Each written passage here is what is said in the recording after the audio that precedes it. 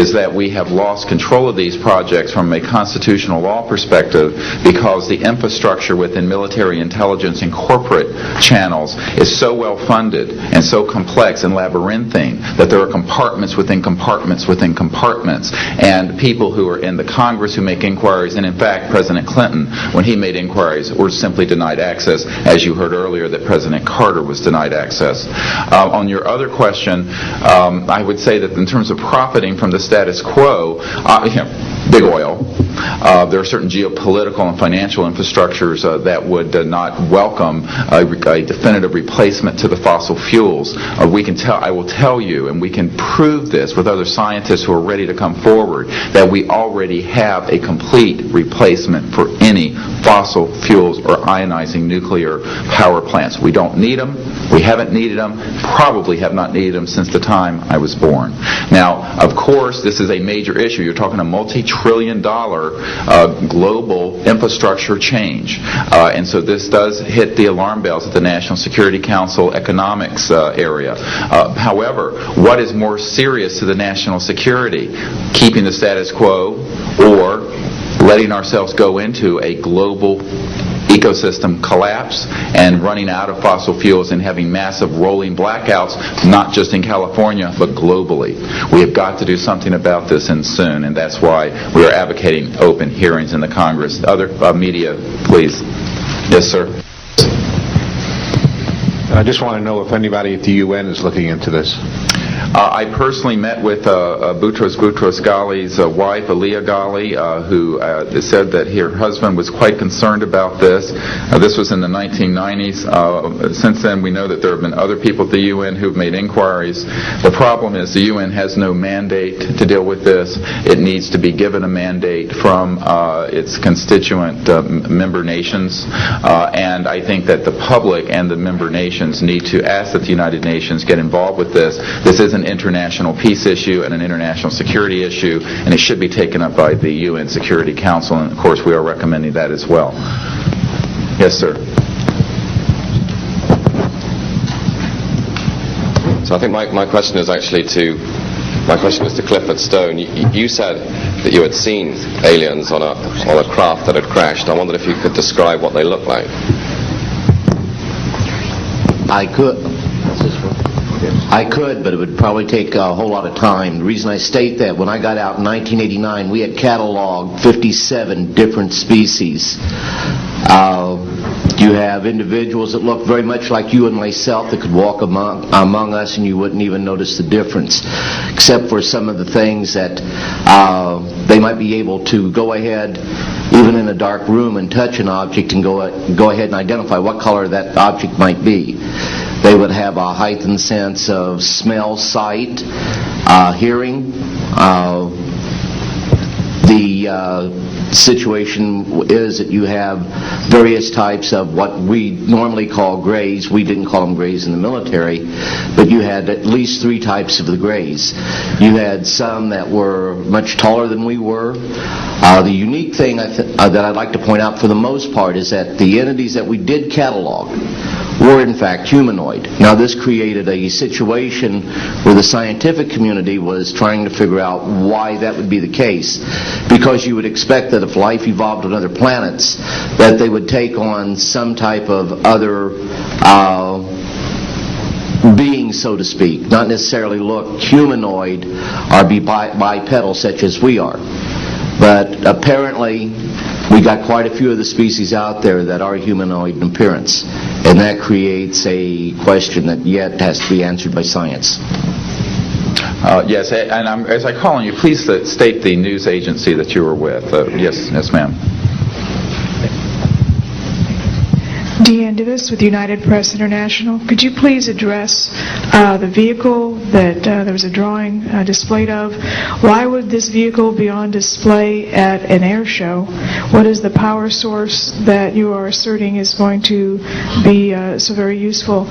And how can you determine that this vehicle is not something that is being developed, by a government agency? In fact, I think that was the testimony. This is an alien reproduction vehicle, and just to be clear, this means that it is based on advanced anti-gravity and zero-point energy propulsion systems. Those are the propulsion systems.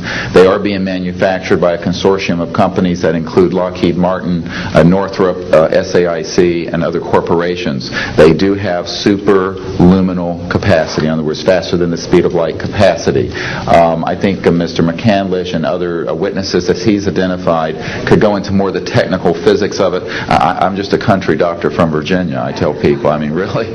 And but this is actually what is the reason it's called alien reproduction vehicle is that it's based on the study of extraterrestrial vehicles, but it is manufactured by human military intelligence, aerospace contracting arrangements. And this is very important. It means that we, Homo sapiens, have the ability to access this so-called zero-point field of energy, which is the ambient field of energy from which all matter and energy is fluxing, and can access that energy and generate all the power we need to run this planet without fossil fuels or pollution. Do you have any direct evidence, though, that this, we're talking about the same government that so appropriately named a snooper program Carnivore. So just because it's named the alien reproduction vehicle, considering the history and the questions that have been existing for such a long time about flying saucers, do you know, is there any direct reason to believe that this is actually derived from technology? Any of the witnesses who can attest to that? And how would this, a propulsion system, a rocket engine doesn't necessarily translate into electricity. Can you elaborate on that? Well, the first part of your question, I would say that the testimony of witnesses we have, some of whom are here, others that are not here, but they're in the briefing materials, is that we have studied specifically extraterrestrial vehicles which have been retrieved. The breakthroughs in that research have led to applications that have led to the building of this and similar anti-gravity devices. And that, in fact, this can be proven in open testimony before Congress, and that is exactly what we are calling for. We have the witnesses to establish this, and they also have the documents and the specific details of the propulsion systems. But this is not a jet internal combustion system at all. It is actually kicked in by a type of electric power source, and it then accesses this ambient zero-point energy field that is responsible for all matter and energy existing, and by special configurations and what have you, it causes a cancellation of mass inertia and an anti-gravity effect. And this is a complex technical discussion which is probably beyond the scope of this conference, but we have materials in the briefing document that we can provide you with references to people who have studied the anti-gravity effect as far back as certainly the 1950s. We have one witness who said that his family was connected to the RAND Corporation, and that by the mid-1950s that more money had been spent on anti-gravity propulsion systems than the totality of the Manhattan Project. So, yes, we can establish those elements. Other questions? Thank you. My name is Murray Felsher. I publish a newsletter downstairs here called the Washington Remote Sensing Letter that deals with reconnaissance and surveillance of the Earth from space. My question is this. Since 1972, with the launch of Landsat 1, and now with the launch of commercial space imagery, there are some archived, I would say, upwards of 35 million photographs of the Earth from space, and not one of them has shown a flying saucer. Are you suggesting that these have been airbrushed out? We're suggesting that there is a system before the public gets hold of anything that's off of a government-connected satellite. There is a compartmented operation that does indeed sanitize them from this type of evidence, and I think the testimony of